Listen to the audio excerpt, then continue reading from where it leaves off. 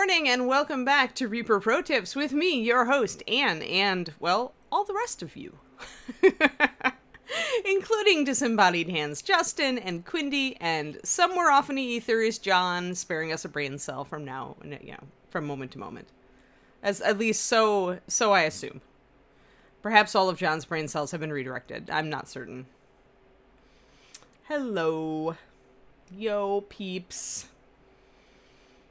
Everybody's like, yay! Hi, it's Tuesday.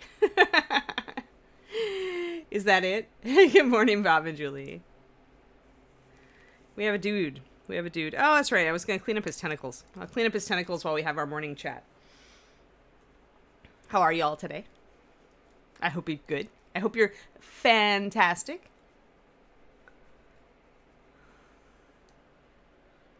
There we are. Yeah, I noticed there was some cleanup I needed to do on these tentacles. Like, there's some lumpy bits, and I don't think it's just, like, tentacular, like, detailing. I think that there are actually little bits of flawed bits that I need to take off. So I'm going to do those right now before we get into these tentacles today. I think that's pretty much all the rough spots. I did clean them earlier, but they're tentacles, and they tend to hide mold lines really well. So I think that'll do for now. I think so. So this is Crimson Herald. Much better today. Good, Kerniko. Hey, you can't let your body betraying you get you down. I've been in that boat. You gotta just to say, you know what? Tomorrow's gonna be a better day. I know you have a good positive attitude, Kerniko. You gotta. Sometimes you just gotta shake your head at yourself. Oh, that is right. There is one more little bit. Because I want to get in to do this hand eventually, and I don't want to be irritated at myself for forgetting that mold line when I do. Little gentle kit scraping. I really find the scalpel blade, and in general, really useful for small areas like this, and delicate like areas like fingers.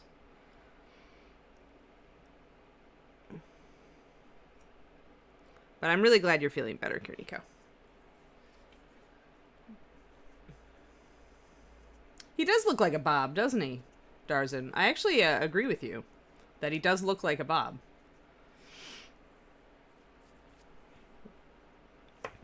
Let's get out our Gloom and Grave colors, plus 2 Dark Reach.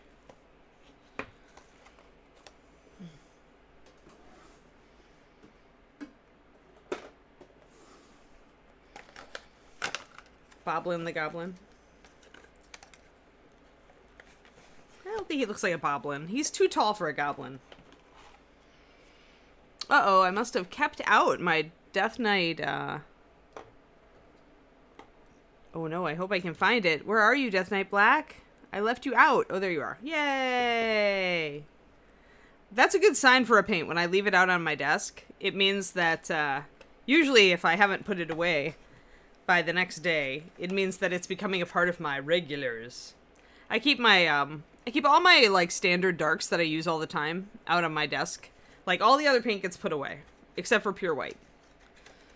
But, so the paint I keep out on my desk are the things that really, like, I use all the time for pretty much almost every project. Things like Walnut Brown, Brown Liner, Blue Liner, and Russet Brown, and apparently Death Knight Black.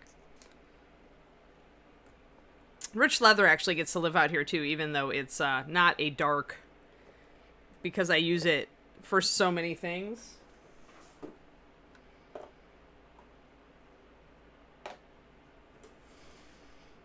Bones 5 delivered. Carrie, awesome.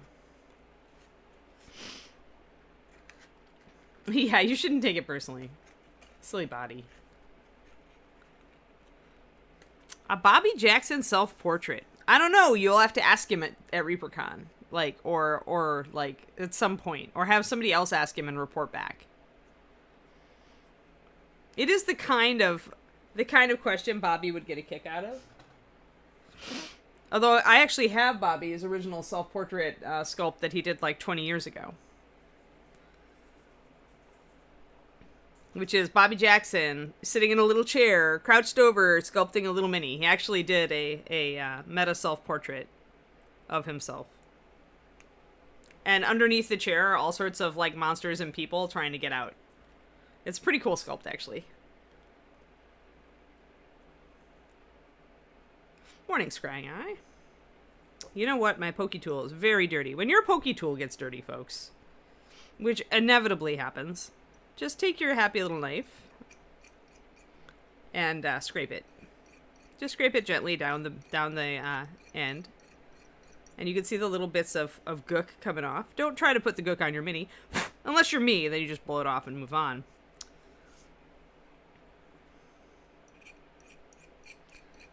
But every once in a while, I like to clean the pokey tool. It is more effective when it is cleaned, when its pokey end is pokey and not full of goo.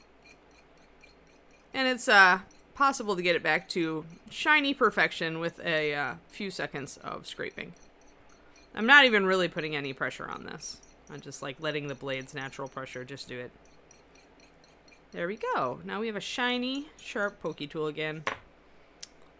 Perfect. Shiny. I've been happy for both days this week so far, Grey Wolf. We had a happy something yesterday, too. I don't remember. I noticed it kind of in passing that I had used the phrase happy something or other. But since I get accused of being like one of the Bob Rosses of miniature painting, I'm not too concerned. Not too concerned. I do feel that, like Bob Ross, I try to, you know, keep it happy and chill in the mini painting circle and make it accessible. So, you know, it's not so bad, really. Although we don't have any trees to paint today, just tentacles. Hey, basement. Da da da da da. All right, all right.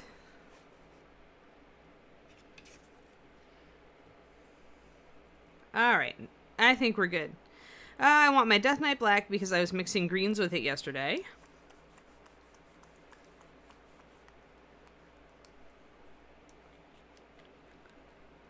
And I want to have those colors up. By up, I mean mixed. There, that looks...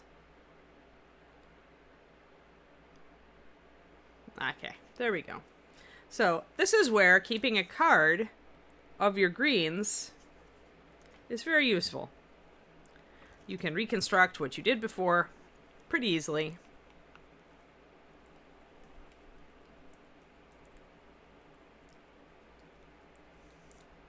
That's fine, Carrie Michael. You might actually watch more of it than when you're painting anyway.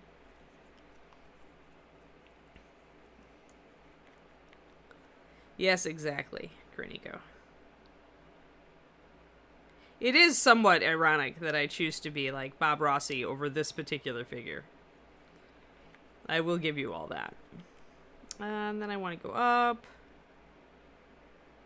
I'm building a whole bunch of colors here. I also want to make some of the tentacles purpley at the... either along their length or at the tips, so I'm going to mix up a little bit of this as well. Necromancer purple, one of our colors. One of our colors we haven't really used yet, like, except as a shader for our red. But now it is time to use it as a detailer on our tentacles, and also to use it as a base color for the worm up here. We may also make it the eye color. I'm trying to still figure out the eye color.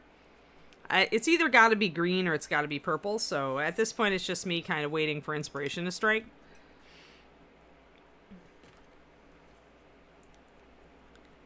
Alrighty. Let's add a drop of Vampire Pallor to our Necromancer. Holly Monster, thank you. 22 months resub. Dang. You have been supporting us for forever. Thank you.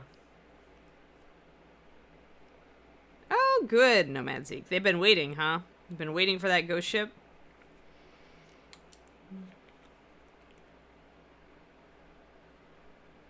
Just going along and thinning everything, getting it all ready today. Let me get my palette on screen. I'm still building a bit here.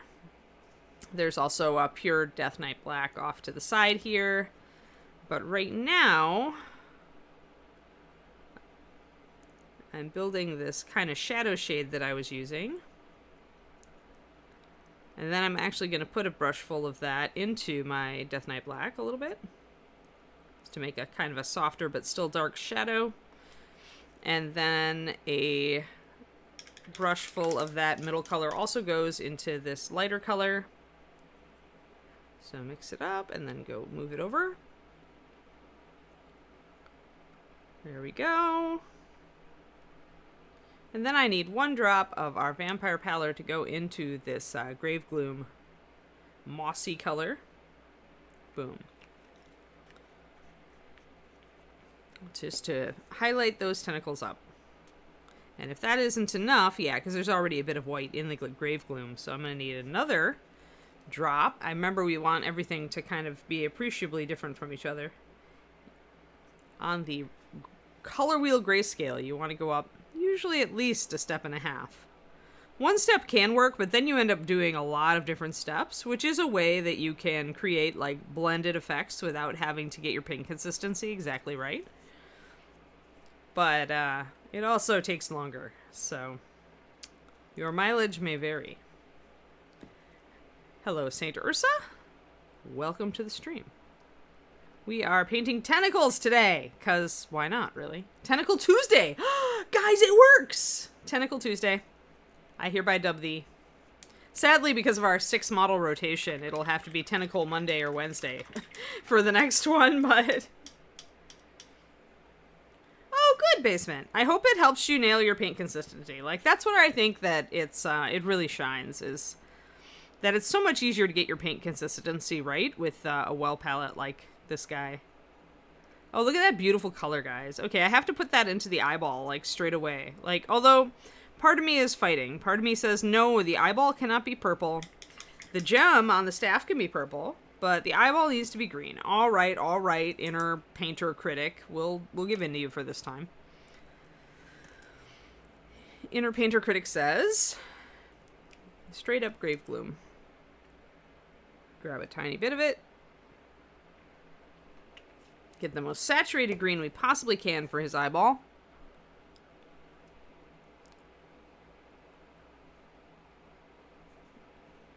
And I want to unload my brush a bit.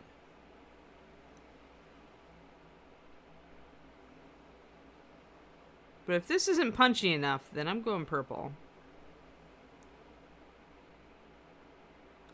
However, my gut says we need that green there to just relate back to all of the stuff down here. So I'm not sold on it, but the other part, though, that I was thinking of doing is making his hands green. And if I do that, then I could totally go purple with the eyeball, I think.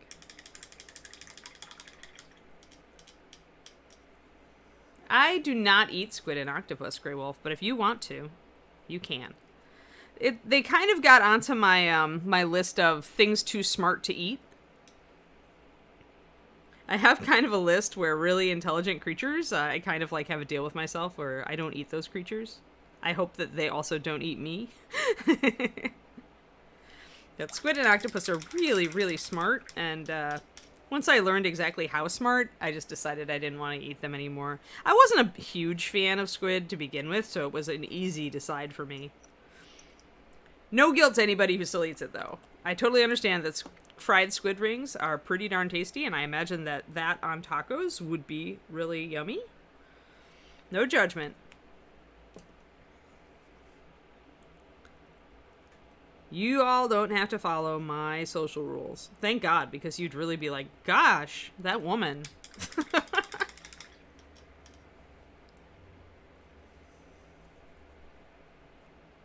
That's because the eye is too small, Basement Forge. I will decide what to do. As stated earlier, if I make the hands green, I can go purple with the eye. It's just, you know, I really, right now, with the hands not being green, and because I hadn't decided firmly on what I was doing, but right now with the hands not being green, the eye needed to be green, which probably means that the hands just need to be green.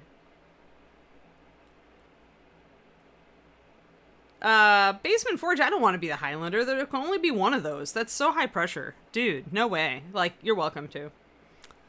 I would far rather be, you know, some other cool thing. That doesn't involve eating, like, you know, intelligent beings or slicing their heads off. But yeah, Highlander, way too high pressure for me. Like, I didn't go into ad work because it was too high pressure, guys. Come on. Like, Highlander is just right out. That is such a high pressure job. Goes right up there with brain surgeon, I think.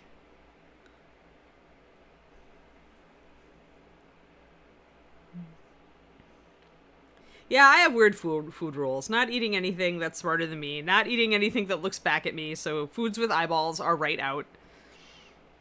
I have to have David, like, deal with, like, if we're at a fancy restaurant and they serve the fish with the eyeballs in it, I have to have David deal with that before I can eat it. Anne's Idiosyncrasies. Part 16,432.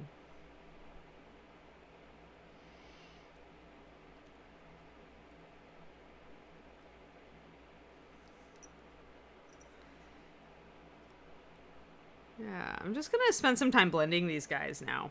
And I'm gonna do a lot of it with wet blending. Because, you know, we've got blocky stuff, right? All this blocky stuff, and we need to, like, make it look a little nicer. So that these tentacles actually look cool. So I am taking my Death Knight and putting a slightly, you know, putting firmer lines in, but then I'm taking the mix of Death Knight and Grave Gloom that we have, and I'm kind of creating a transition. Oh, I know. Sadly, like, my first experience with food looking back at me and my first negative experience with squid as food were the same incident. So, yeah, I just don't need it anymore. So, the rest of you can do you, but it's not for me.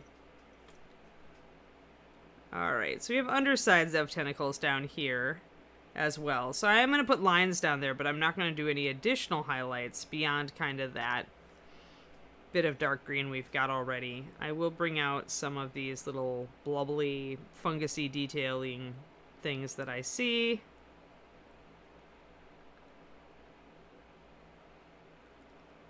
And darken down areas further that didn't get too dark, so... Mostly, this is cleanup duty today. Making everything look a little more crisp, a little bit. You never want, when you've got a jumble of tentacles on your model, you really don't want a muddy jumble of tentacles, is what I'm trying to say. You want your tentacles to stand out.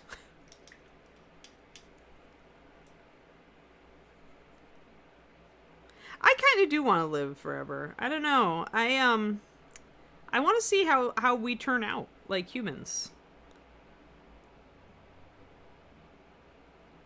Like, I'm gonna be very sad when I die, not because, like, necessarily I'm dying, but just, I can't see, like, how the world looks in another 100 years. Like, all the weird stuff we make up, right? Because humans, weird.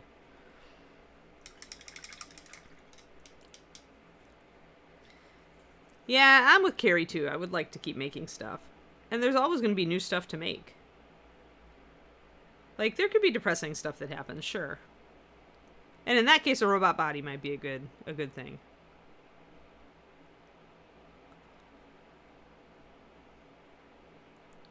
But there could be really cool stuff that happens too.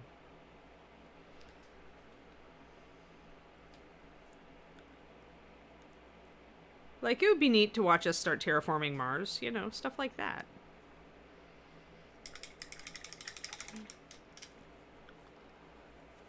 So yeah, I am definitely in the school of I want to live a long time. And I'd like to see how my niece and nephew turn out, you know. I mean, not everything is going to turn out the way you hope that it does. That never happens, but it's still interesting.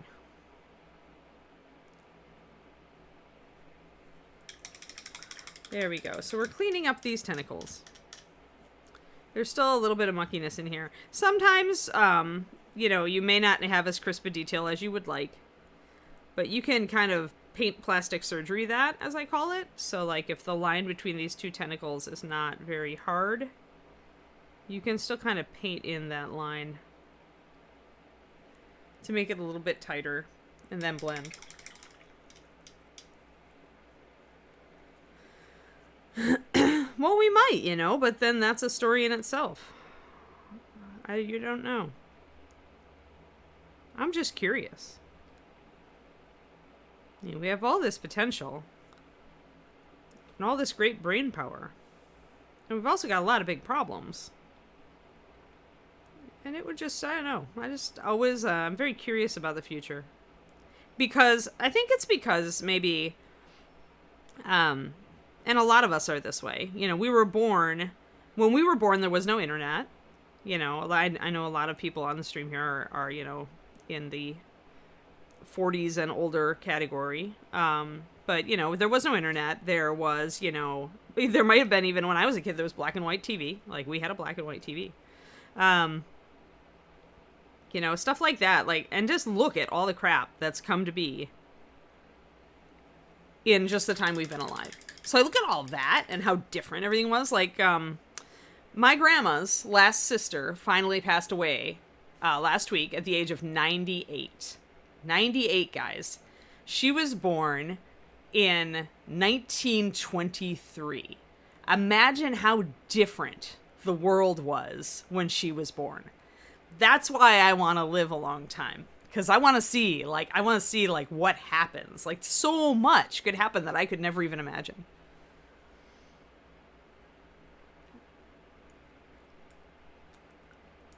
Right, that's what I mean, is internet as we know it now. Internet as in I can reach for my phone and just look up facts. And factoids that aren't facts. And opinions that certainly aren't facts. Yeah, I've got some pretty good longevity in my family, dead raises. That's why I'm like, I'm going to live to 100. I'm doing everything I can now in my 40s to live to 100. So that's why I'm always exercising and why I started my yoga regimen and all that stuff. Because my parents stay active, and they're both in their 70s, and they're both in very good shape, actually. So they're a good inspiration for me. I think that part of the reason that I've always stayed at least a little bit active, even when I was at my geekiest in high school, is just the kind of the example set by my parents. They never pushed me to, like, you know, walk every day or any of that stuff. Although they were the whole, you know, why don't you go out and actually take a bike ride, you know, type of thing. But they really have set a very good example as far as, like, staying active as they've gotten older, so. Yeah, Holly, that's a really good, it's a really good habit.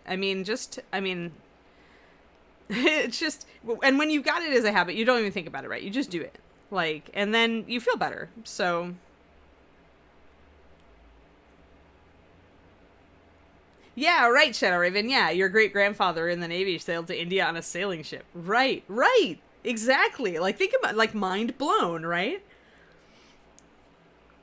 I love that stuff. I love it. I wish we had more memories collected from more people. Like, I wish more people would put, like, their thoughts down in writing as they get older and kind of talk about, like, how weird it was and different it was and, like, what they thought about all this stuff, right? Like, that's interesting to me.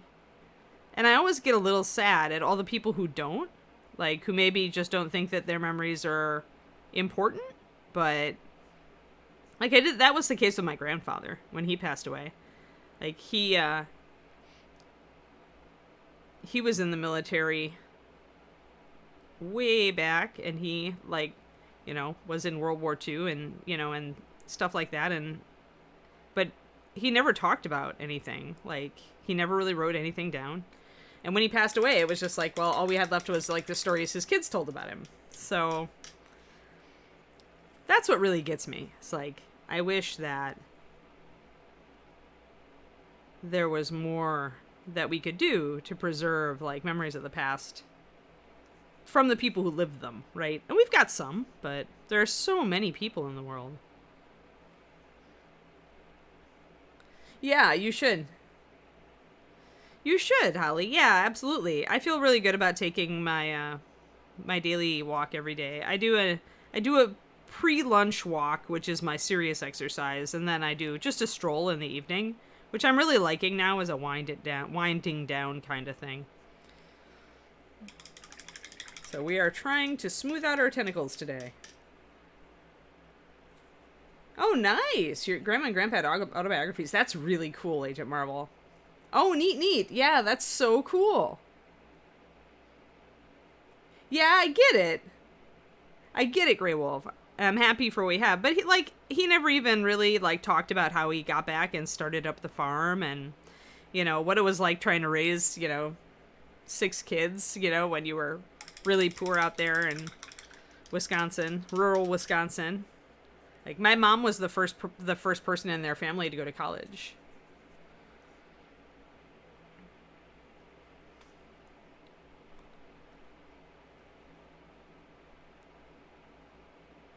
You're right about reliving negative experiences and how it has an impact on your day-to-day life. So I do totally get it. At the same time, and I'm happy for like what we do have. But even just the mundane experiences, like when you grew up in a time or an area where automobiles just were kind of like, what? Why would you ever get one of those? And then you saw them become like standard fare on the highways.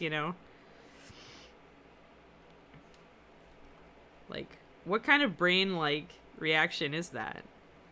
It's funny.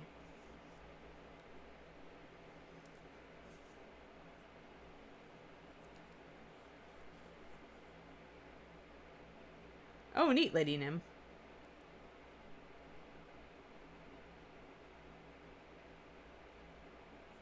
Yeah. I mean, some people it helps not to go back to those times, and some people it helps to talk it out, right? Or write it out, right? So at least we do have some accounts. I do get it. I mean, I'm trying not to focus on bad things, in my previous life and trying to move forward with good things. So I do understand trying not to dwell on negativity and grief too much. So there is that. But I'm fascinated with the past. I'm fascinated with how people lived in the past. I'm fascinated with people in ancient times probably more than anything, because I really wonder, like, cuz people were probably still people, right? I mean, they just think about all the petty crap that we go through, at your day-to-day job or whatever, and think about what's the caveman equivalent of that. Did they used to like complain that so and so wasn't pulling his weight on the hunts? I mean, it just really amuses me. Like sometimes I think we think of primitive people as like not as people-ish, and I bet they were pretty people-ish as far as their idiosyncrasies and foibles.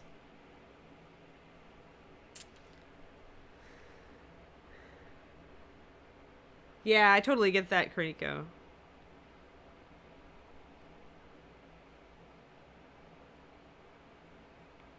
Living a quiet life, there's quite a bit to be commended for that.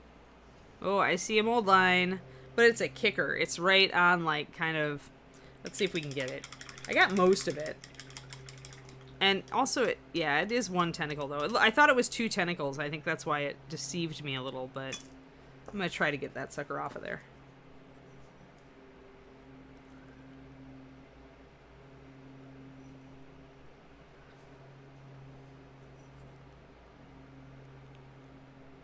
Alright, so before we put a lot more effort into this, let's try to get... I'm going to be careful. Kind of scrape with my knife. It is a little bit recessed in areas, which is why I thought originally it was like 2 tentacles. But I just want to get most of it off of there. There we go. So see, just like everybody else, I miss mold lines all the time. Sometimes it's because I've just like forgotten that I put it off to do later, and then I just start painting and find it. That happens a lot. Especially because cleaning mold lines is usually not, what this show is about. And yet when I'm not filming this show, I've like got a whole list of other to-dos. So I'm like, I often have it slip my mind. There. It's a little better. Gonna use just the tip of my blade to try to get this without gouging the skulls.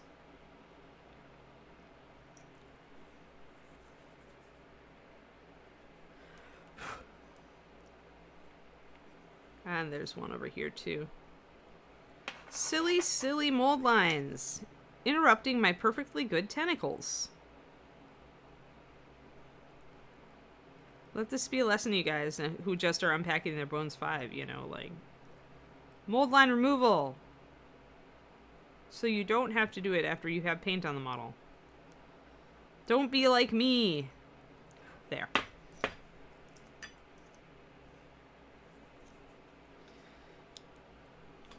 Much better. Yeah, much better.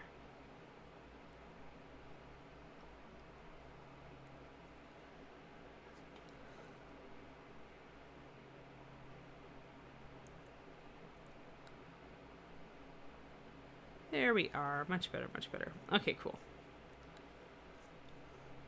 Still a little bit of one here, but we shall see. Alright, so let's get back to smoothing out our tentacles.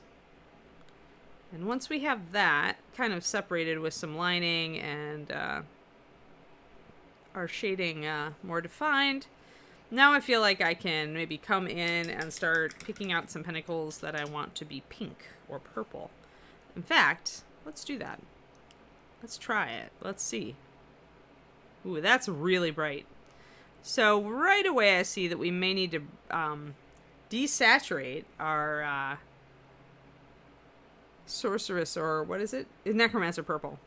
So our Necromancer purple is incredibly bright and vibrant, which is cool and all, except that it can kind of be distracting. So I need to kind of watch it and see if it's going to be too distracting.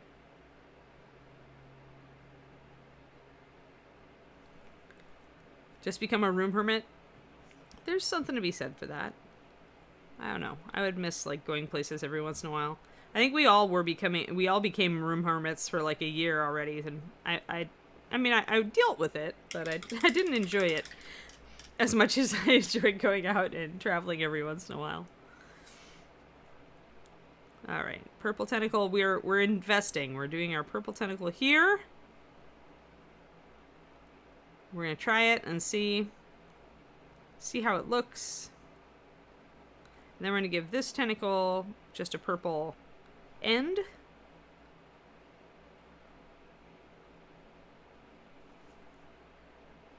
And this is not something where I want to do to every tentacle. I want to kind of have a variety. So then we'll do a wet blend. When you've got two very vastly different colors, you can start with a bit of a blend. A wet blend where you're smooshing the two colors together. And then you can refine that and make it a little bit better by layering. But you can start out just kind of blocking in a little bit of a blend. I do a lot of blocking in with wet blending just to see if I like it, and then if I do, I run with it. So here we've got a sharp demarcation between the purple and the green. And you could go for that too. You could go for a pattern of some sort. But this one I really wanted to kind of blend, so I'm going to blend.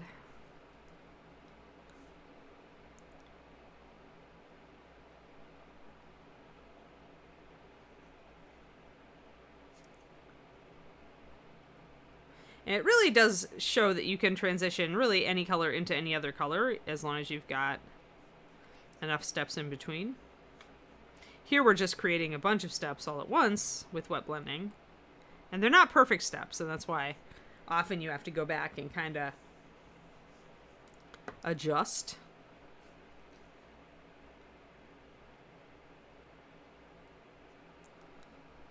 I like green and purple. A highlight with this greenish color on these tentacles down here too, to make them look. That'll help mute them out. So that whole thing that I was getting where it was just too bright, this will help by highlighting them with like a bit of a greenish fleshy color. This will help. Will help kind of desaturate this bright purple. Take it down just a notch. See that? How it bleaches it out a little bit. It's not so bright anymore. And then once I add some shadows, that will intensify that effect. And we're going to use our Death Knight Black for that. Death Knight Black is a perfect shadow for a Necromancer Purple, because it is kind of a purpley black. In fact, I'm going to darken down my Death Knight Black a little bit. I had thinned it a little much, and with liners, you know, a little thinning goes a very long way. I mix this up. Want it to just be a little stronger.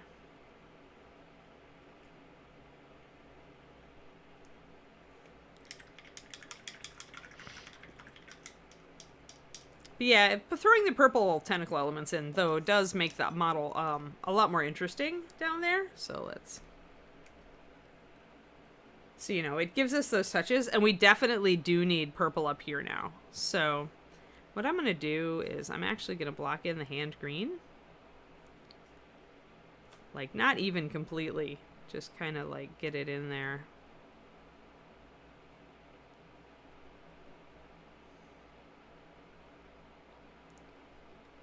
I probably will actually add some purple onto the tips of the fingers too.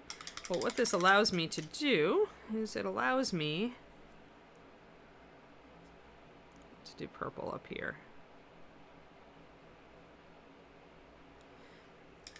Which is, at this point, a little bit too dark, but that's fine. We can work with it. Where is my white? Sit, stay, Mr. Dude. We'll give his eye a highlight. And that will go a long way to making it show up.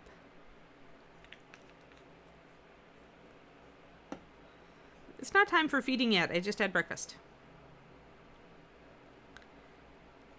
So our town just started a composting program, and after lunch I am going to go pick up our composting kit.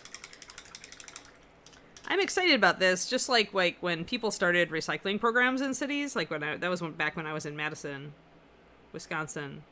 I was excited about that too. Maybe it's silly to be excited about composting. But the fact that our town is doing it like as a town now is pretty cool.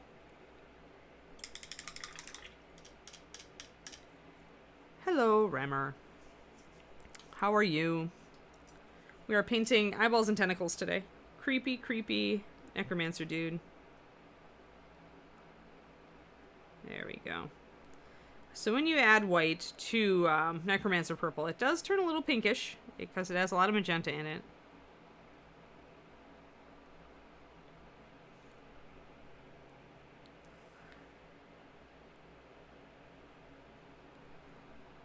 Yeah, I'm happy to be composting because we throw away because we cook, we throw away a lot of ends of vegetables and bits, you know. We throw away a lot of stuff we could compost. So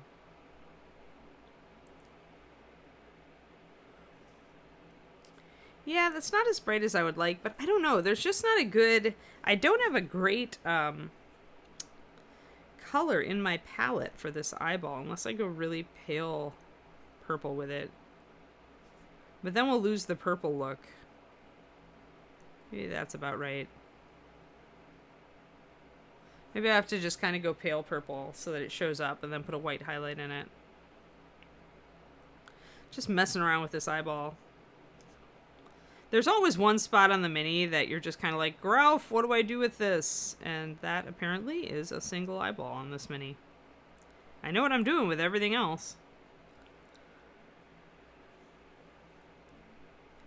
Yep, we have a balcony.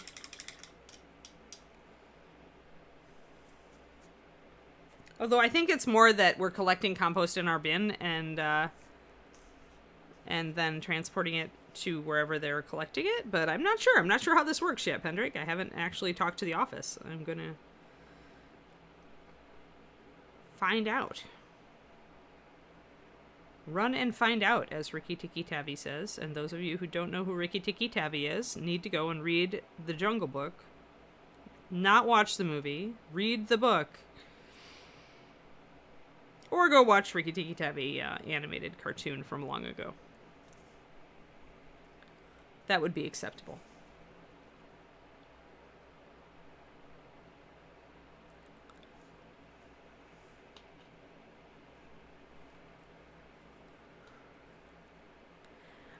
Sure, Korniko. Again, these are all questions that we right now in our apartment don't really have much use for compost. We grow some plants, but very, very little. They're just in little pots. But once we move, then to our prospective larger space, then we may have a use for it. So these will all be questions I will be finding out, if not from our apartment complex, from the city, if when we move.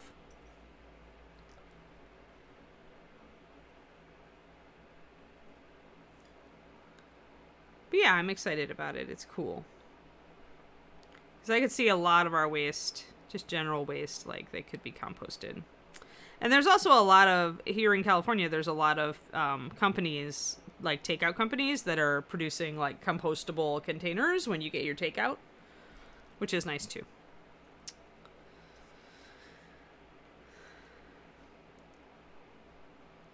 It's one of the first things I noticed when I started coming to visit David is when I flew into San Jose Airport. A lot of the restaurants would give you the stuff in compostable containers, and they had a compost bin right there in the airport so that you could put them in there and they could be sent to be composted. It blew my mind. All right, so I'm liking how this is. Look, see how that purple, like, this is tightening up nicely now, guys. It doesn't just look like a, like, mess anymore. So that inspires me to put some purple tentacles in the interior here as well, kind of alternate. I'm going to keep this big one green and this one where the tip is just purple. But I think in this interior area, which is kind of all a mess right now, in here, I think we need some purple tentacles.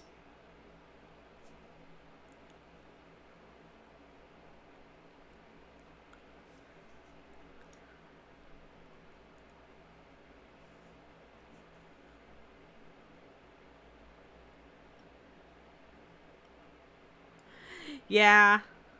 We had green and blue in Texas, Spendrake.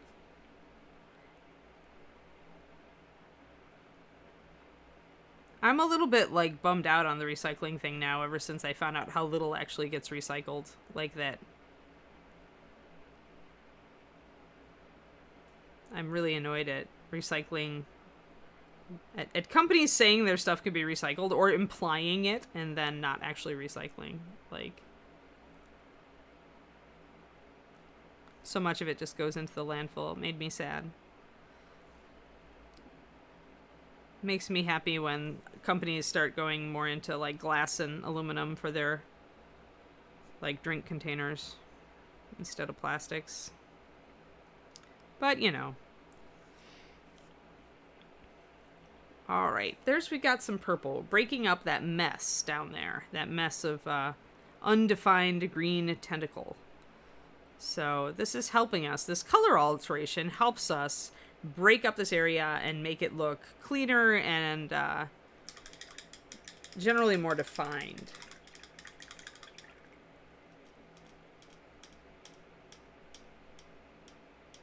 Oh, weird, Lady Nim. Sorry. Yeah, that is, like, really wrong.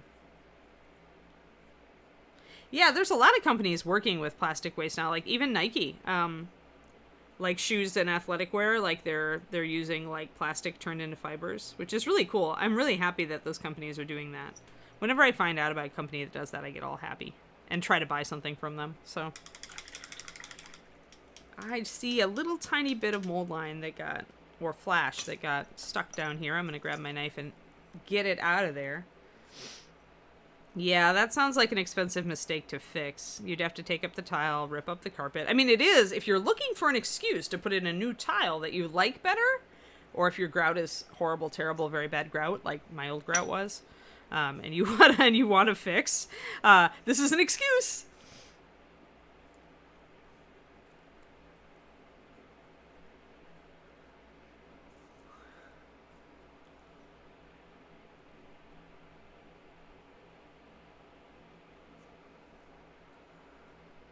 I tend to always look on the bright side, though. If I had a house and I found out that they did that, it would be totally the excuse to, like, save up the money to get all new tile that I really liked.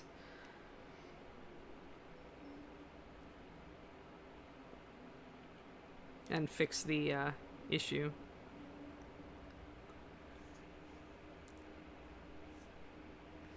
Yeah, Pendrake, that is one thing. Like, I used to consider it a pain in the butt to drag my own bags to the grocery store, but I did it enough, and now it's a habit.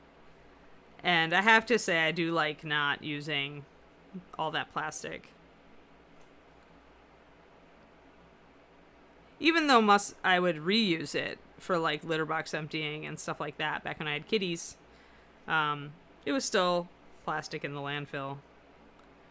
Of course, with kitty litter, you got to put it in something, and so reusing those plastic bags was actually a pretty good tactic.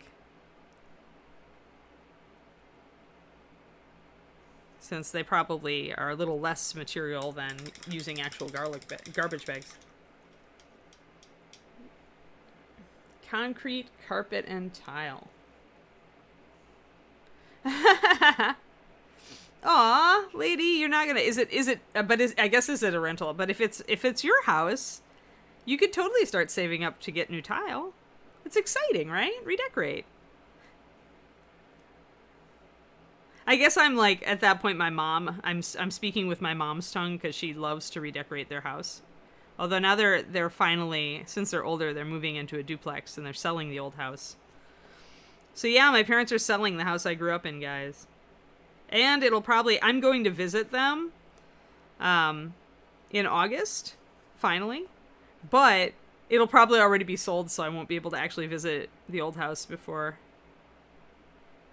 they sell it. Originally, they thought I would be able to, but in the matter of the housing market these days, it was sold extremely quickly, and the new people want to move in super fast.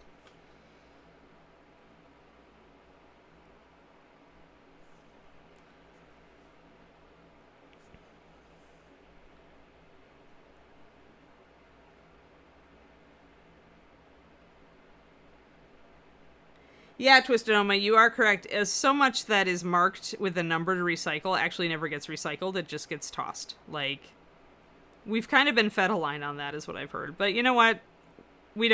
This is not a recycling show, nor is it a political show. So I'm just going to, like, table that because I don't have direct studies to cite and I don't have, like, proof. And it's the kind of thing that gets people really, like, burns their biscuits, to quote Yosemite Sam. And why wouldn't you quote Yosemite Sam when you can? But yeah, I have heard that a lot of plastic doesn't get recycled. Which makes me sad. But tentacles. So I'm trying to use some lining to, like, separate out some of these tentacles. Even though sometimes it's a little bit rough with the molding down here. But as I mentioned, bringing in the purple is going to help. And then I'm going to see maybe this tentacle needs to be purple here. Boom. Putting a couple purple tentacles next to each other, kind of, but...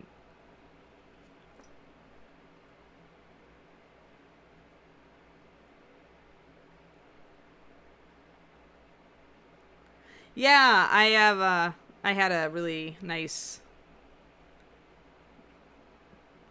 litter box that did that too. That was nice. Good for you. Okay, every little step that a human being takes to put less crap back into the environment in crap form, I think, is a great one.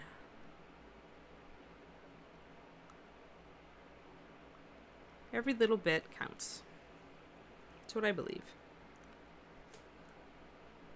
Alright, let's get a little bit of that kind of pale greenish off highlight on there that we did down here to kind of knock our purple a little bit more muted, a little bit more creepy. A little bit more fleshy and gross, because necromancer dude.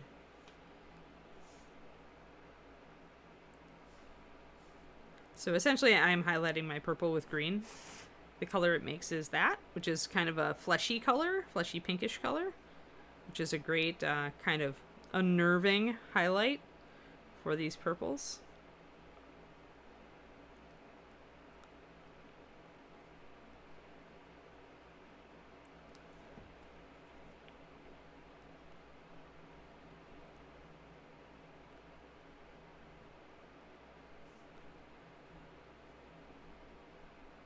And I definitely do use the side of my palette like this, like it's a wet palette almost.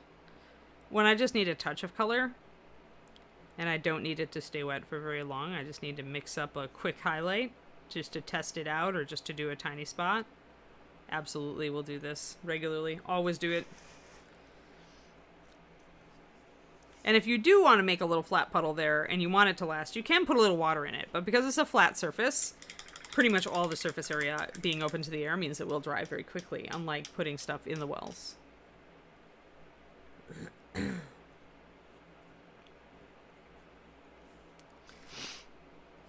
Let's see. I didn't put some purple on the inside of here.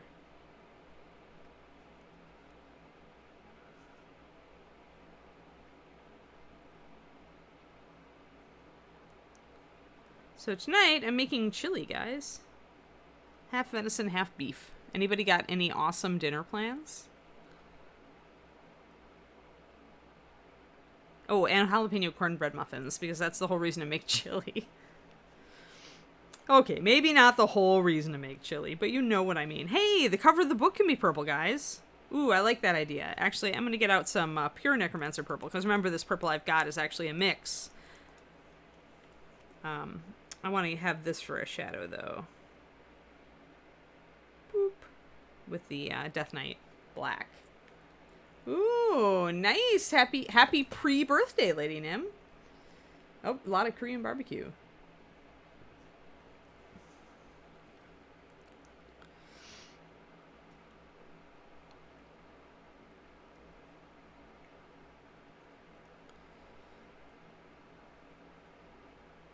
We have a basil plant and a mint plant that desperately need to be slaughtered, so I'm going to whip up some mint basil pesto for later in the week for some lamb chops that I got. Half medicine, half beer? What? Oh, yes. Yes, I said venison. Venison, sorry. Half medicine, half beer sounds pretty good. But yeah, half venison, half beef. Sorry, talking too fast, not enunciating enough. Yum. Ah, Sadie's birthday was yesterday. Cool.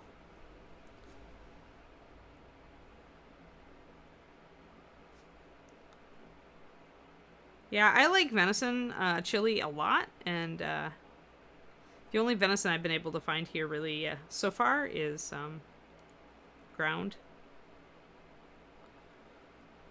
So I'm doing a half and half ground beef, ground venison,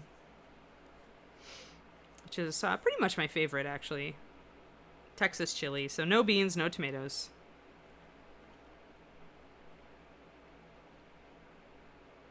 You typed beef, but I read beer. It just shows where my brain is going. Just funny, because I hardly drink anymore, but I can still make the jokes. So I'm going to put in this purple first. The lighter purple. The Necromancer purple with white, because it covers better. And then I'm going to put the dark purple over the top. In some areas. It's Purple Day. That's what it is. I think I might mix up that green and purple color, though, in a separate puddle and paint the worm up there. I think that's a good worm color, and I can add in some more purpley tones in its mouth. Yeah, I don't like beans in chili. It's got enough calories already, to be frank. I'm just like, beans just add further insult to injury in my mind, calorically, since I have to kind of watch the calories these days. And it's just a little bit overdone for me.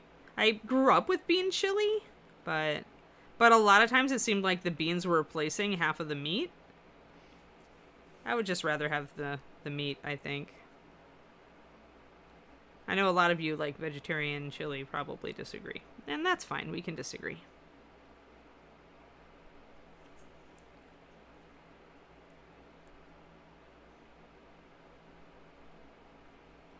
There we go. We have a nice purple book cover that helps repeat that color around the model. We don't have any purple on our back except for that book color cover so far, but we will remedy that with tentacles and the wormy. Ooh, I see another mold line I missed. Yeah, I can't, tomatoes are toxic to me, so I cannot have any tomatoes ever.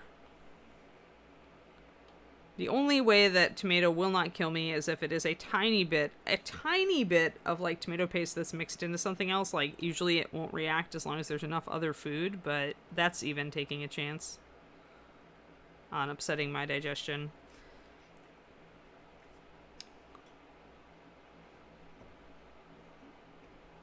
So yeah, no tomato, which is why I like Texas chili, because traditional Texas chili is no tomato, it's peppers. When I learned that, upon moving to Texas, I was the happiest Ann, because I could have chili again. My chili is nothing but homemade, Pendrake. It's not really that hard, but I like roasting the chili peppers and de-seeding and de-skinning them, and the whole process, kinda. But then I like to cook, so. Oh, migraine trigger. Yike! Yeah, that's no good. I would avoid them also. It's my Crohn's trigger. It triggers all my digestive crap, so I stay far away from it. No pizza ever. Ever again. Which is fine. I had enough pizza in college to last me a lifetime. No, in Texas chili, it's a, Texas chili has peppers instead for flavor, Pendrake. But otherwise, if you look at chili recipes across the USA, they almost always have tomato. I would say if it's not Texas chili, you've got a 95% chance of tomato. Even if the tomato is just a little bit of tomato, it's still there. And sometimes it's way over the top on tomato. But yeah, it's just like all barbecue sauce has tomato in it in some form, unless you have to try really hard and use a whole bunch of weird ingredients to get something that tastes like barbecue sauce that isn't tomato based. And when you do it, it tends to actually be more like an Asian barbecue sauce, because you're using like soy sauce and things to create the same umami flavor that you get with tomatoes.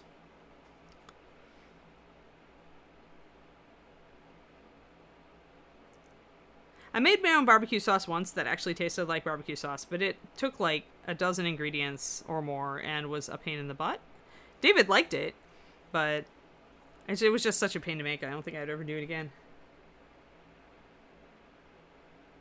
There are white chili sauces, but they often do bean stuff with those, and when you say white about anything that's tomato based, usually it often means that it's cream based, and I'm not as big of a fan. It's like Alfredo versus spaghetti marinara sauce, right? But yeah, I don't particularly miss tomatoes. I just get irritated when I want to eat a food and find that all the recipes have tomato in it, and I know how to sub for it now. I use Tamarind to sub. It's a little bit different, so usually I have to use Tamarind plus a little bit of sweetener or sugar, because Tamarind is sour and it gives you that acidity. But you usually do have to add a couple of other things to make it really mimic it a little better.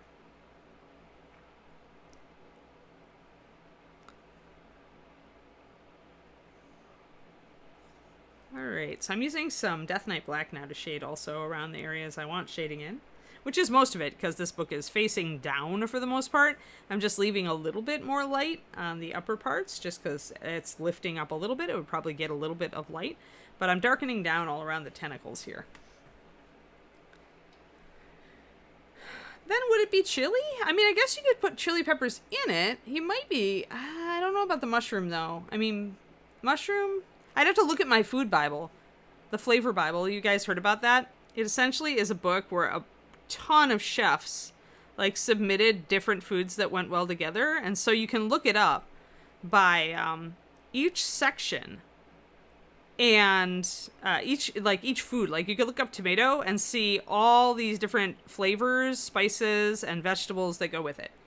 Like, it's just really cool.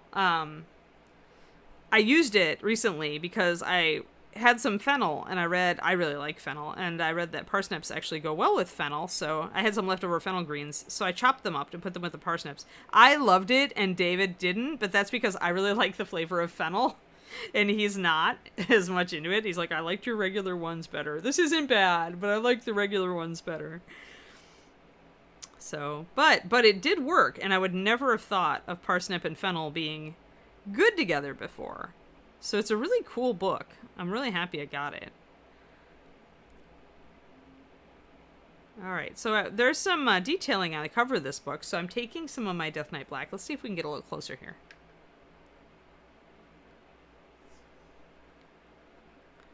Taking some of my Death Knight Black and trying to kind of line a little bit to bring out some of these details. Once I highlight, they'll be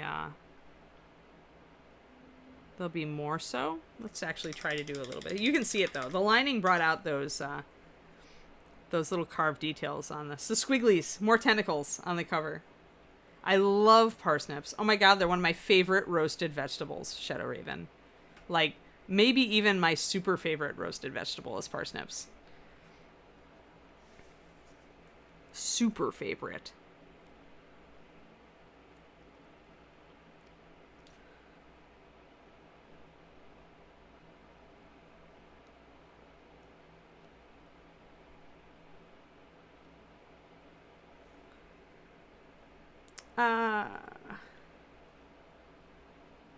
Carrots and parsnips are quite different, though.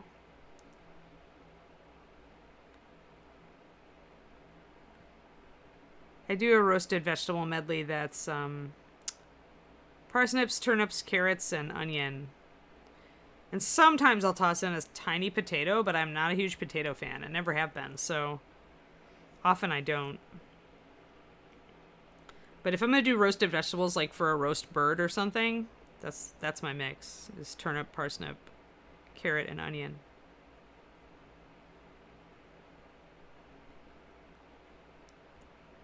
There's also all sorts of fun details on this cover. And a lot of them are going to stay in the dark, so I don't want to pick all of them out. But you can see that I am lining with the Death Knight Black around a fair amount of them. So essentially I'm using the Necromancer Purple full on, the dark version, to shade the book. And then I'm using the Death Knight Black to like line around the spine and around any details that I want to bring out, like this little binding up here. And then around the details, the raised details. See, carrots are sweeter than parsnips, but I like this kind of sharpness of parsnips. I don't think they're flavorless. But then I'm not a huge carrot fan either, so it could be that I'm just biased toward parsnips. Oh, that makes sense with the flavor, though, Grey Wolf, now knowing that. Pink Chronomicon, yeah. Yeah, interesting with the parsley. Yeah, because they definitely have like that sharper flavor. Interesting. Thank you for the education.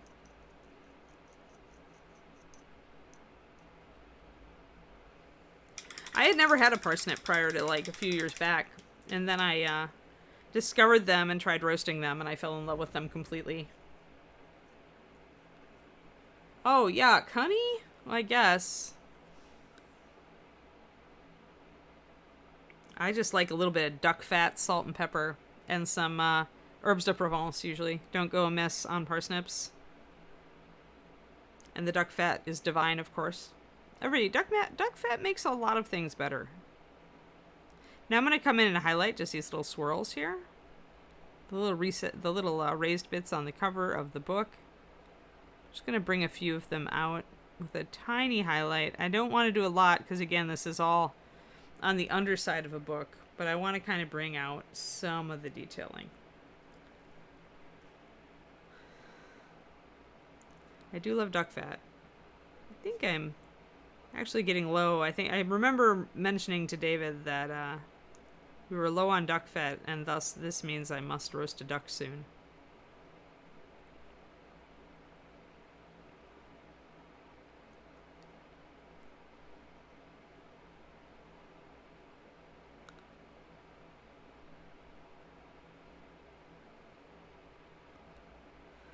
Alright, little bits, yeah, like that. So that looks pretty cool. And then a little bit on the other side as well. The other side is a little bit more down. This side is lifted up a little bit more, so maybe not as much detailing. on the underside. Let me see. No, it doesn't make as much sense. I'll do just a little bit of highlights. Oh, is it honey roast parsnips? Maybe I'll have to look up a recipe and try it. I mean, I can see how they would really go together. But I just like the parsnip flavor, so I don't know if I'd want to do that to them. I have tried to go away from making things sweet if I don't have to.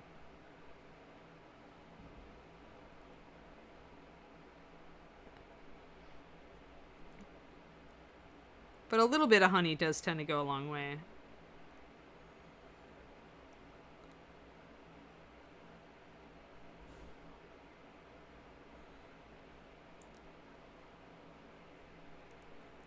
Little bits. There we go. That's probably enough.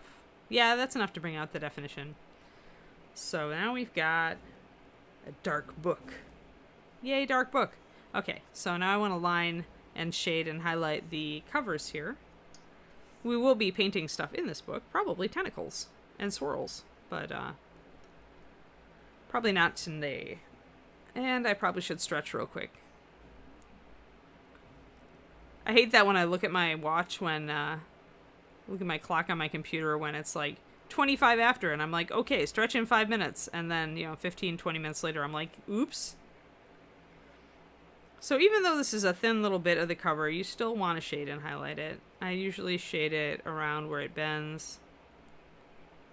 And I put a line between the binding and the pages. Here, let me put this guy down and, do my stretch real quick, guys.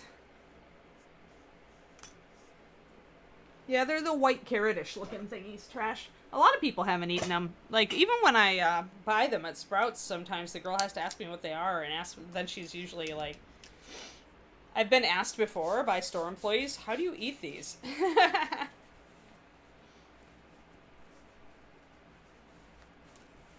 Alrighty, stretches, if anybody feels like it. If anybody's been sitting for too long, stretch.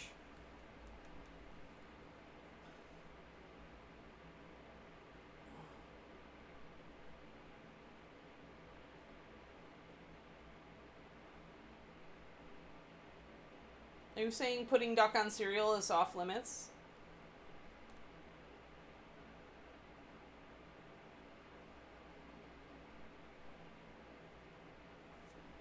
The problem is most cereals are sweet, and usually with duck you want savory. But, I don't eat cereal, so cereal is off. Actually, I can't say that anymore. I eat a tiny bit of oatmeal. And you could totally do a duck oatmeal. Like, absolutely you could do a savory duck oatmeal in the morning.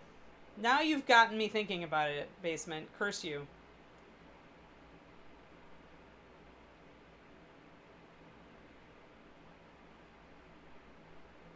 I was culinarily challenged for much of my life, Pendrake. I didn't really have a very good grounding. It's one thing that my mom didn't like to cook, and my dad liked to cook, but wasn't really home because working.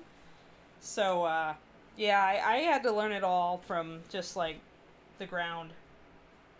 I'm going to go and do a quick floor stretch, guys, and then we'll come back in and we'll finish highlighting that book, and we'll add some purple tentacles to the back.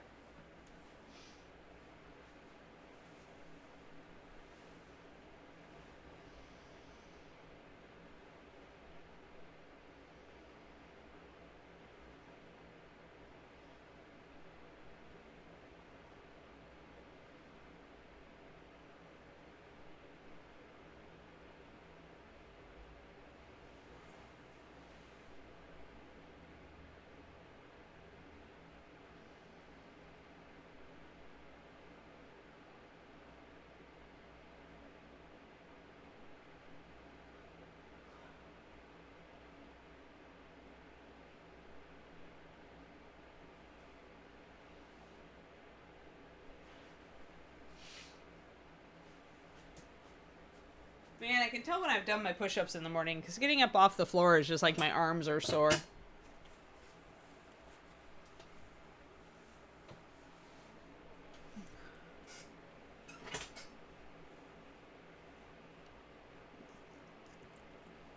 I see. I try to be very experimental in my eating. I'm always willing to try it once. If I don't like it, I'm honest with it, though. I don't make myself keep trying it.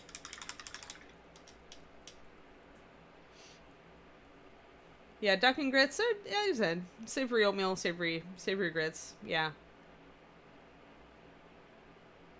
Oh, parsnip chips are tasty. Yeah.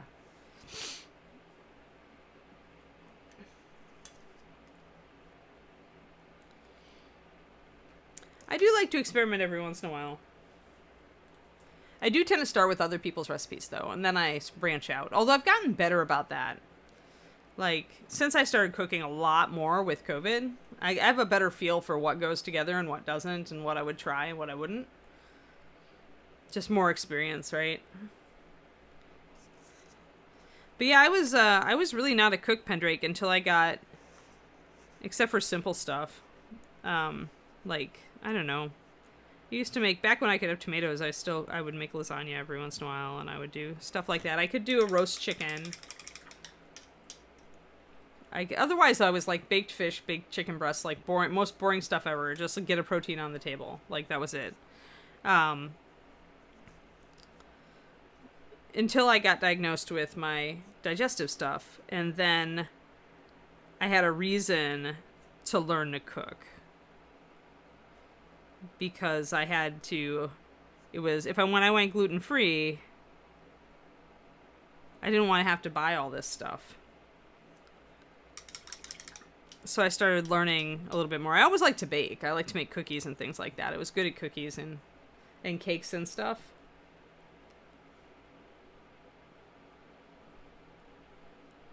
But yeah, once I had dietary issues, that was when I taught myself to really cook. And when I got interested in it. That was the game changer for me.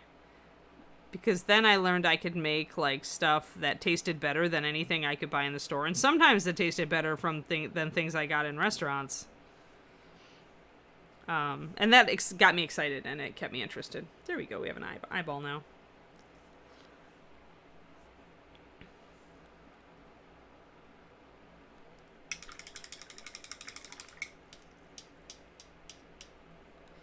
Yeah, I don't know. I'm pretty open to different textures unless it's really gross. I like crunchy things with my, like, mushy things, and I like different textures. Like, I like having the fried onions when I get my poke bowls, because they give it that little bit of crunch in between everything else being kind of soft.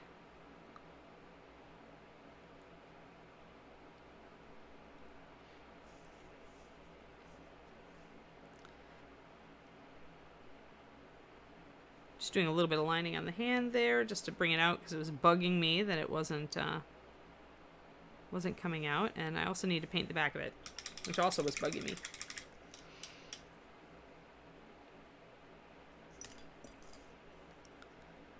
Well, it really doesn't matter if you're open-minded about food, as long as you can always find something to eat. I had to get a little bit more open-minded, again, because of dietary issues, so... But I tried. I don't know. I've tried to become more open-minded about food, because there's a lot of really tasty food out there. There are definitely stuff that I would definitely not eat, though. I mean, if I ever see brains on the menu, I'm just not into it. Certain organs and stuff like that don't make me, like, super excited.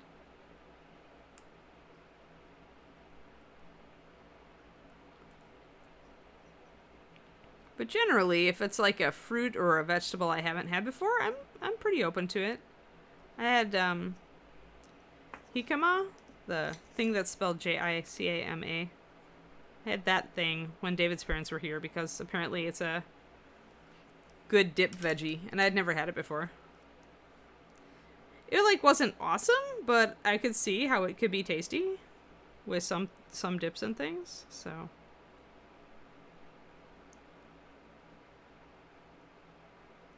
I still like broccoli better.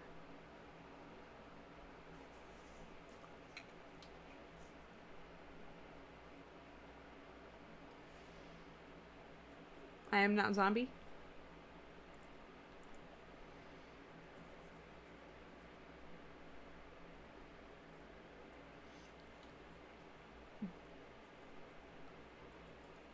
Yeah, that makes sense, Shadow Raven. I do like raw fish, so I'm one of those people. Love my sushi and sashimi.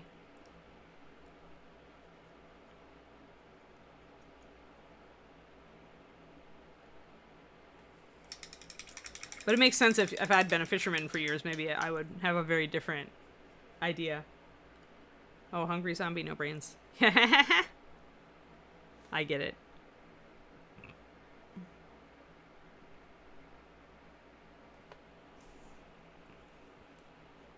Yeah, I've gotten a lot less squeamish about things. There was a time when I was really squeamish about certain aspects of raw food, but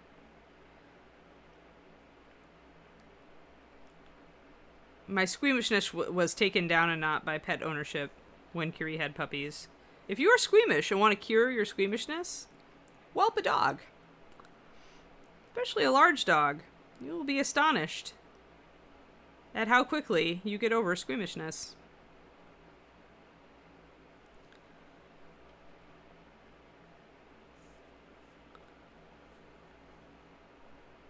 Or at least it worked for me. I want to do a little bit of kind of pinkish color up here. Let's see. Will this paint be strong enough, or has it been little pink fingers? Or little purple fingers?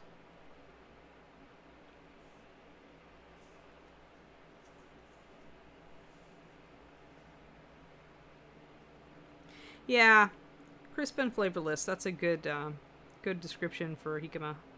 Which means that, like, on certain, like, heavier, like, full-fat Greek yogurt dips, it does work. Yeah, I kind of like the purple fingers. I think I'm going to let them dry and kind of come back to them next time we come back to this figure and decide if I like it. Oh, I love steak tartare, but then I love my steak rare or medium rare, depending on what it is. If it's tenderloin, then I like it mooing. So yeah, I'm rare steak does not is not a deterrent for me. Basement, usually I don't have a lot of time.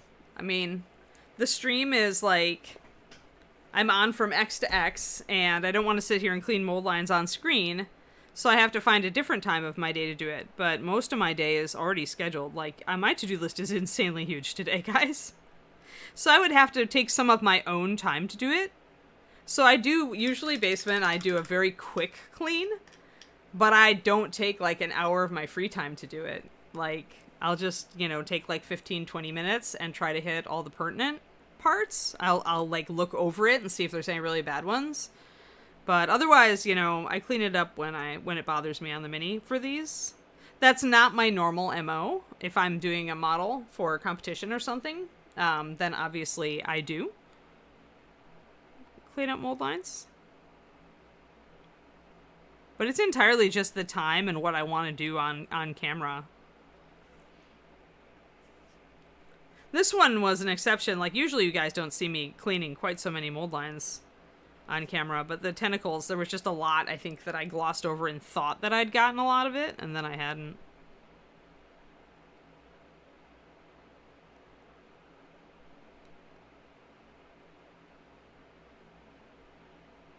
So yeah, the answer is I do a real quick clean, but that's not exhaustive.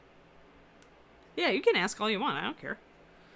I'm not afraid to say that, like, sometimes I don't clean all the mold lines because I have other things I need to do.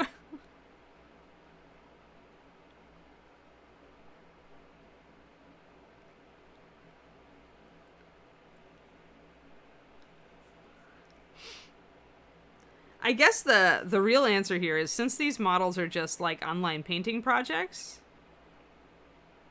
I'm not as conscientious about it as I would be otherwise, especially because sometimes I don't know if they're even going to go in the Reaper gallery. And so there are times where I'm just like, I don't feel like it.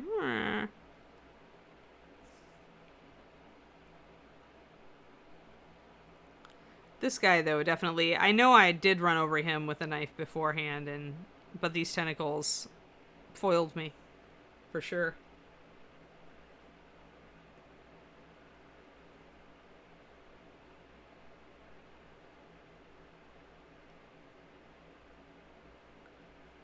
Yeah, and if it's a gaming model, I totally think that that's a good, decent enough way to do it. Like if I've got a gaming model and I've got a mold line on it, I'm usually not all that, brokenhearted about that. Like, I can deal with that. It's only when I want it to look really good or I know that it's going to be a gallery piece. I spend a lot of time prepping commission pieces. Like, commission pieces have to be pretty much perfect before the paint goes on.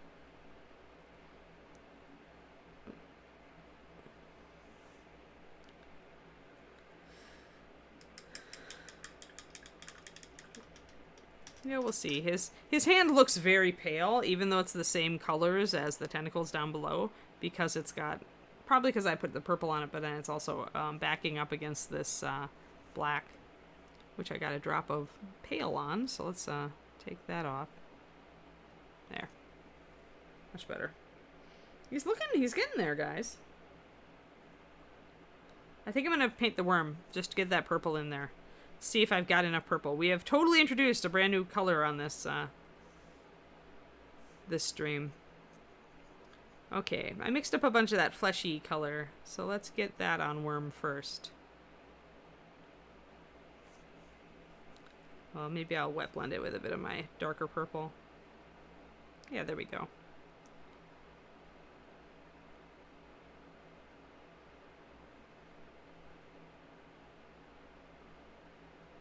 The nice thing is that this fleshy color actually looks really close to this wood color that I mixed as well, so it works.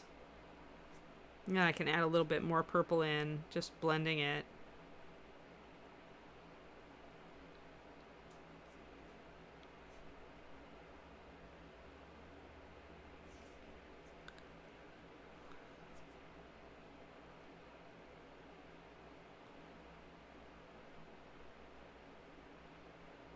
I think I'm going to make the shadow side of the worm pretty purple.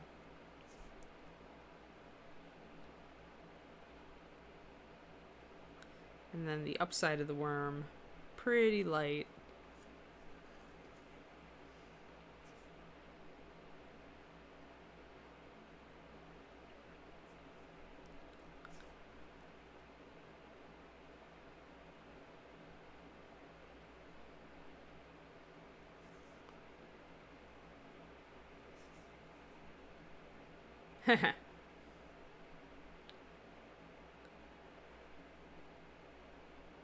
No, I haven't yet, actually, Basement. That's a good idea. I would love for you to subscribe to my Patreon, but now that you've given me that idea, let me do that video first. Actually, I could probably... I have a slot open. I haven't decided quite what I was going to do for next month.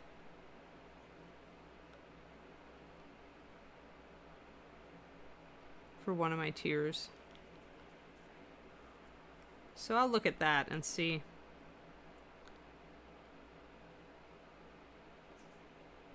See where I can fit it in. Next month or the next. But yeah, that is a good idea. I mean, I always am just kind of like, prep work, but...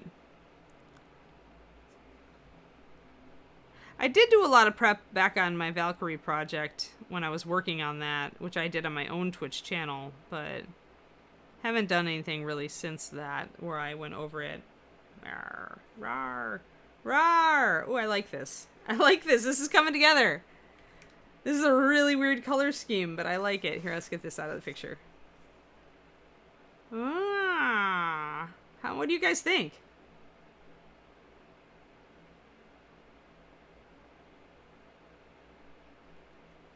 I kind of like him. I like this color scheme. It's really weird. Like, we've come up with something that's really unusual because we chose limited palette. Yes, and there's Quindy linking to my Patreon in the chat. It's patreon.com/paintingbig. I do a lot of different things on it per month. It's got a ton of content because we've been doing it for over 2 years. There are no eyes, Warshadow. Yeah, right? It's a really unusual color scheme. It's not one I would normally have chosen. Like, for sure. It's got some weird elements to it. Like the purple, the washed out purple with the more vibrant red and stuff. Like, it's definitely a different, definitely a very different color scheme than we would have gotten any other way. It's different from my normal color schemes, which is good. It's a gemstone. I just haven't chosen a color for it yet, Pendrake. Probably purple, but we'll see. We will see. But yeah, I mean, usually if you take too much off with your cleaning process, the only answer is to resculpt it, basement. If you've taken a chunk out, then I have to get the green stuff and fix it.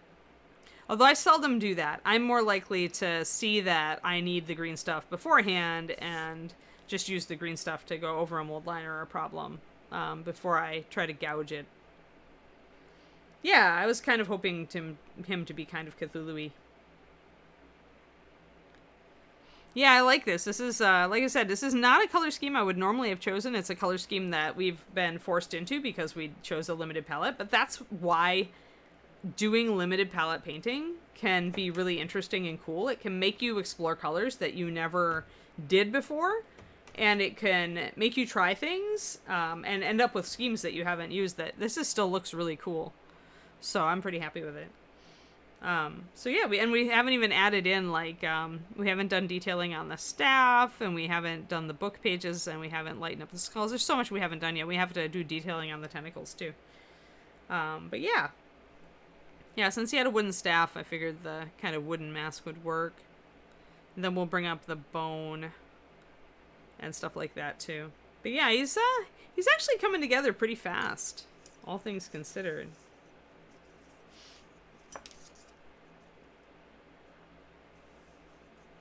Hello, Rathmore. How's it going?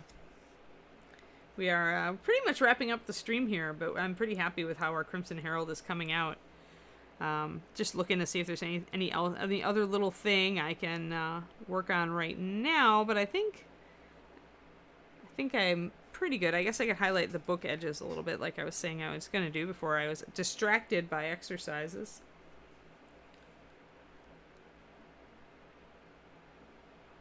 And that gives Quindy time to figure out who we want to raid today, or Justin, whoever's handling our raiding challenges lately. But yeah, so what we did today is, to recap, we painted the back of this book, for one thing. We decided to add in our purple finally, which is a color that we had picked from the beginning to use, but previously I'd only used to shade the red. We added in some purple tentacles and some purple ends on some tentacles to kind of clean up this area, make it look a little tighter, more defined. We added a purple worm to the staff because why not? Kind of added some purple tones to the skin up here. Decided to go purple with the eyeball, although I'm not totally sold on it yet. I think I need a little bit of shadow in there. We did some detailing on the underside of the book, just a little bit on the back of the cover to bring out the sculpted detailing there. Yeah, that's pretty much what we covered today, guys. Thanks for tuning in. Oh, no crow's nest this afternoon. Aw, that's a bummer. Yeah, I totally understand. Yeah, he's a cool figure, Rathmore. Totally get Crimson Herald. He's fun. I've wanted to paint him for forever, so the show was just a good excuse. Good excuse to play with him. So thank you, everybody, for coming along, and we will tomorrow be working on Wyvern, who is almost complete. Wyvern! We did some highlighting on Wyvern's leg. We still need some more, did a lot of nice highlighting on this side of the Wyvern, actually. We need to do the other side of the Wyvern, although I did do a lot of the highlights here. I didn't quite get to all of the tail, though, and this little leg needs a little bit of work, some shading and highlighting on it, other than there where I did hit it. But we're, and then the back scales on this one. So we'll probably be doing some scale work tomorrow. I may block in the stone color down here. Want to go neutral with it because the Wyvern himself is so colorful. So yeah, so that's what we are doing tomorrow. Everybody, please do tune in. And I'm going to leave you guys and hope that you all have a fantastic day, all right? Take care, and I'll see you tomorrow morning.